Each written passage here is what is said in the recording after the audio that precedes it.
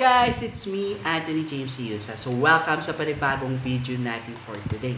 So in this video, pag-uusapan natin yung tanong sa akin kahapon. Ano yung tinanong sa akin kahapon? Paano daw makukuha yung free item sa Timo app? Okay? So hindi lang isa yung free, kundi 3 items. So kung bago ka sa video na to, huwag mo kalimutan i-click yung subscribe button at saka i-ring na rin yung bell notification para ma-notify ka every time na meron akong bagong video. Now, before natin makuha yung free items, see to it na download mo na yung app.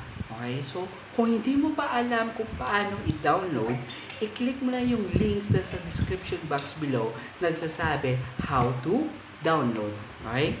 Now, once na-download mo ng app, mag-register ka. Gamit nung FB mo, Gmail mo, or cell number. So, once naka-register ka na, merong extraction makukuha once na-open mo na yung app regarding sa free items. So, click mo yun. So, once na-click mo, pipili ka ng 3 free items. Okay? So, halimbawa, naghahalagang 1,000 or 2,000 plus pa yan, makukuha mo lang in 0. In short, free talaga. Now, once nakapick ka na ng free 3 items mo, is meron kang kikita na free 6,000 coupons. Pero makukuha mo lang ito kapag nag-spend ka ng amount of 1,800.